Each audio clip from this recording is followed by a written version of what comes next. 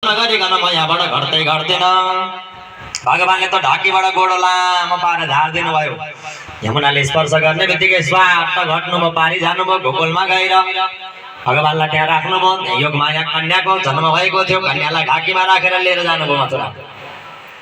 मथुरा लिएर गइसके पछाडि अब जब कारागारभित्र प्रवेश गर्नुभयो, भित्र पुगिसके पछाडि चाबीहरू ताल्लाहरू आफै लाग्दै गए। भित्र पुग्दा हातमा लागेका हतकडीहरू पनि जस्ताको तस्तै भए। ढोके पालेहरू बिउजिए। योगमाया भगवती कहाँ गरेर रुन लाग्नुभयो। बालक रोएको आवाज आयो। ढोके पालेहरूले भने भयो महाराज भयो भने।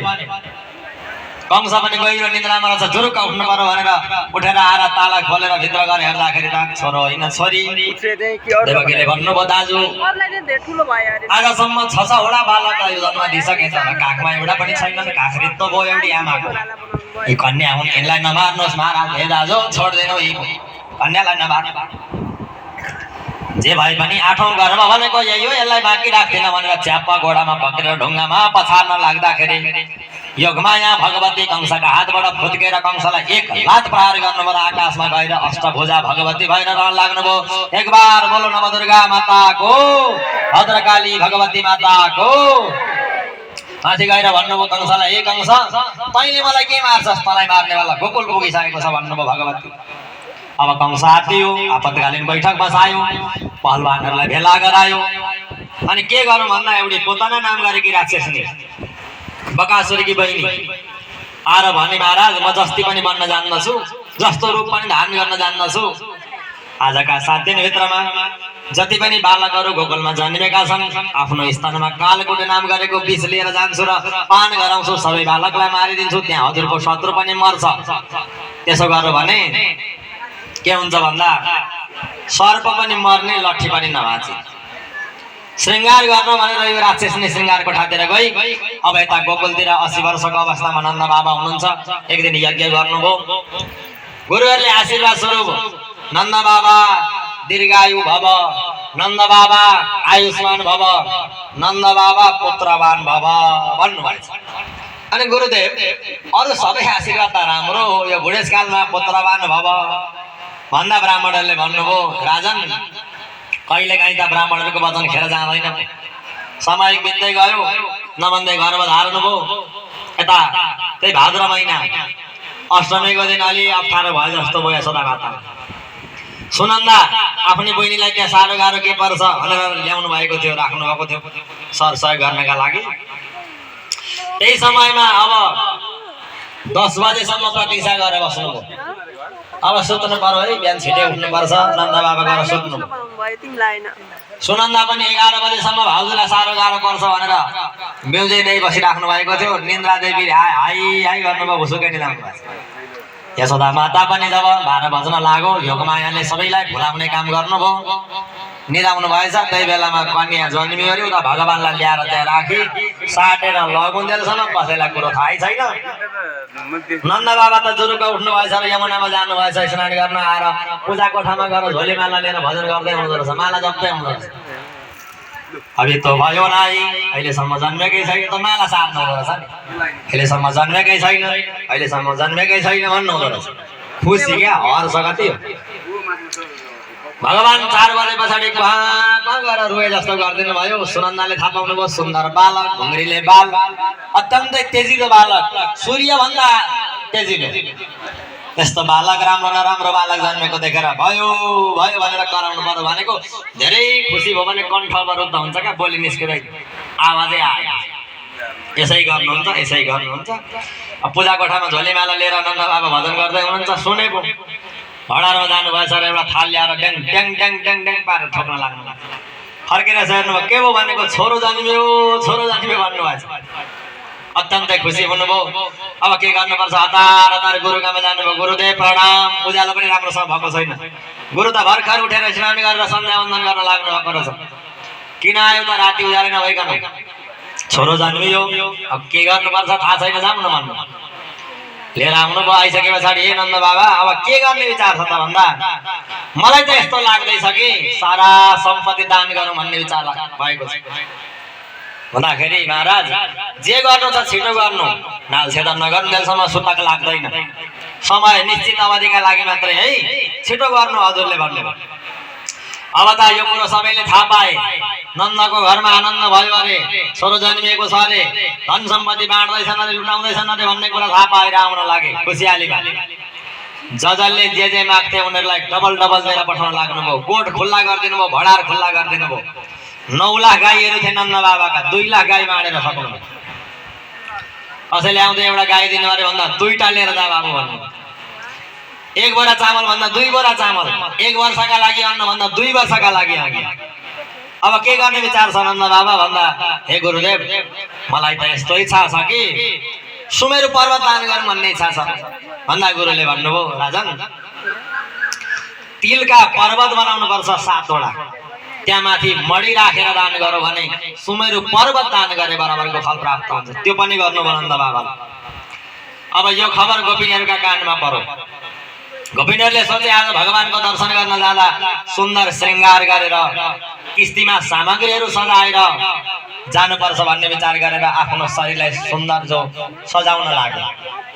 गोप्यासा कर्णमलिता यशोदाया सुतद्भवम् आत्मनं भूषणा चक्रो वस्त्रकल्पाञ्जनादिभिः, विभिन्न प्रकारका गहनाहरू जस्तै शिरमा लाउने शिरबन्धु, निधारमा टीका, मुखमा लुवाङ चबाउँदै चबाउँदै, कपुरहरू चबाउँदै हैन, अनि शरीरमा सुन्दर अलङ्कारहरू, घाँटीमा लाउने गहनाहरू, पहिलेका हारहरू त बिर्सिनु भयो होला, आमाहरूलाई थाहा होला, कण्ठा भन्थे, 9 लाख हार भन्थे, 2 मनिया भन्थे, पञ्चमनिया भन्थे, गलबन्धु भन्ने हार हुन्थ्यो पहिले, 1 लहरी 2 लहरी 3 लहरी हैन। अब त तिलहरी हुँदै हुँदै आयो अहिले नेकलेस, अनि छड्के रानी हार पनि भन्छ, नौगेडी के हो पनि गहना पनि भयभरका सामग्रीहरूले आफ्नो शरीर सजाउन लाग्यो। अब मलाई आएको यति नै हो, त्यहाँ एकछिन हल्ला नगर्नु। भक्तवत्सल भगवानको अब ग्वालबालहरूले यो कुरो थाहा पाए, भगवानको दर्शन गर्न जानु पर्यो भन्ने विचार गरेर दौरा धोती टोपी लगाएर दहीका ठेकी बोकेर भगवानको स्वागत गर्नका लागि, भगवानको दर्शन गर्नका लागि, नन्द बाबालाई बधाई दिनका लागि, गोपिनीहरू यशोदा मातालाई बधाई दिनका लागि झुण्डका झुण्ड गोपिनीहरू नन्द महलमा पुगे, झुण्डका झुण्ड ग्वालबालहरू नन्द महलमा पुगे। अब उत्सव हुन लाग्यो, धुमधामका साथमा सबै बधाई दिन लागे। हामी पनि एकछिन बधाई दिउँ, अनि हाम्रो पनि अब झाँकी तयार भइसकेको छ, भगवानलाई हामी दर्शन गर्नेछौँ। बालमुकुन्द भगवानको म यशोदा माता बधाई हो भन्छु, हजुरले हात माथि गरेर ठुलो स्वरले बधाई हो भन्नु होला 2 चोटि। यशोदा माता बधाई हो, नन्द बाबा बधाई हो, यशोदा माता बधाई हो, नन्द बाबा बधाई हो। आउनुहोस् अब हाम्रो पनि भगवान कृष्णलाई गोपिनीहरूका किस्तीमा सामग्रीहरू सजाएर गोपिनीहरू आउँदै हुनुहुन्छ, भगवानलाई लिएर आउँदै हुनुहुन्छ। एउटा भजन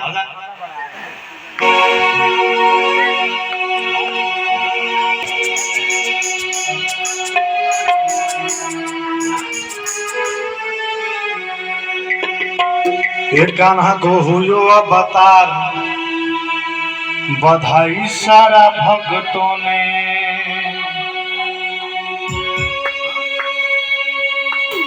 बधाई सारा भक्तों ने।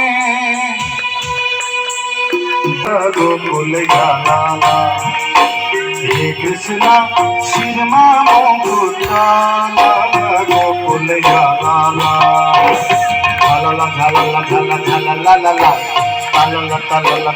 ला ला ला ला झाला ला झाला झाला ला ला ला ला ला ला ला ला ला ला ला।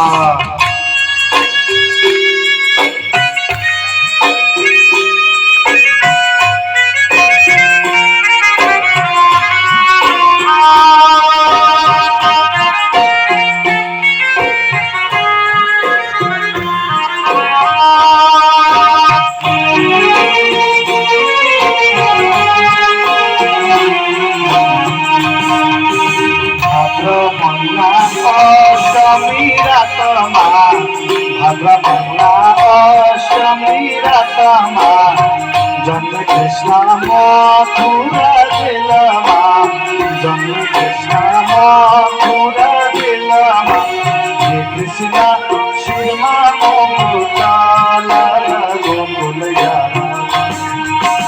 हे कृष्ण शिरमा मुकुटाला गोकुल जाला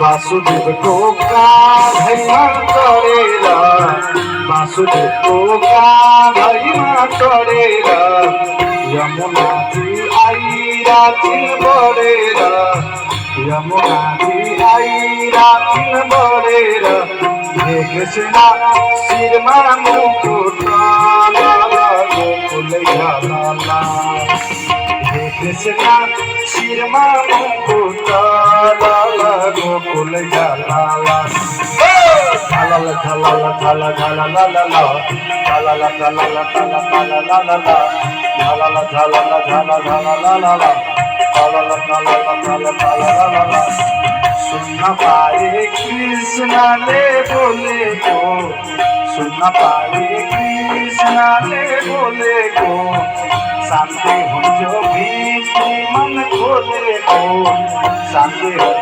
भीति मन खोले को हे कृष्ण शिरमा मुकुटाला गोकुल जाला हे कृष्ण शिरमा मुकुटाला गोकुल जाला झाला झाला झाला झाला ला ला ला झाला झाला झाला झाला ला ला ला झाला झाला झाला झाला ला ला ला झाला झाला झाला ला ला ला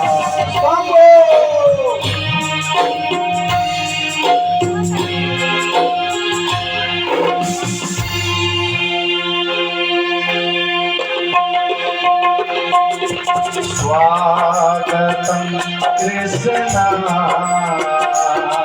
शरणागतम कृष्ण स्वागतम कृष्ण शरणागतम कृष्ण स्वागतम सुस्वागतम शरणागतम कृष्ण स्वागतम सुस्वागतम शरणागतम कृष्ण स्वागतम कृष्ण शरणागतम कृष्ण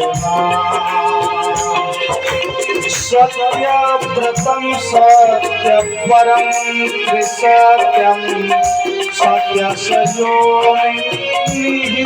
च सत्ये सत्यस्य सत्यं शिलो र मिठो छ यसमा भए प्रेम मात्रै भिजेको छ यसमा होस् नाथ जेउना र आशा मारे कृपा गर्नुहोस् भाव काहे पुजारी न त भिलनीका बजार झैँ छ मिठो न भो मित्र जेका कनिका सरीको रहर मात्र राखेर टक्राउँदैछौँ प्रभुले दिनुहोस् पाउमा बिन्ती गर्छौँ तदियम वस्तुको भिन्नत्व व्यवहार समाज भेदम ज्ञान समुख भूत प्रसिद्ध परमेश्वर बालमुकुन्द भगवानको अब त्यही ढाकी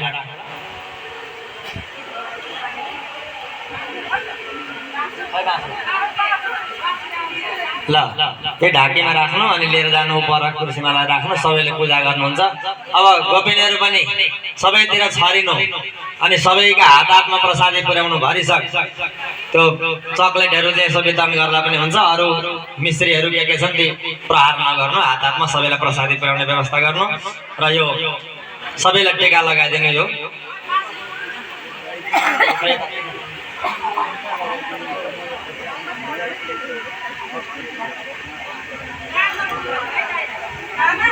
लो ले जाए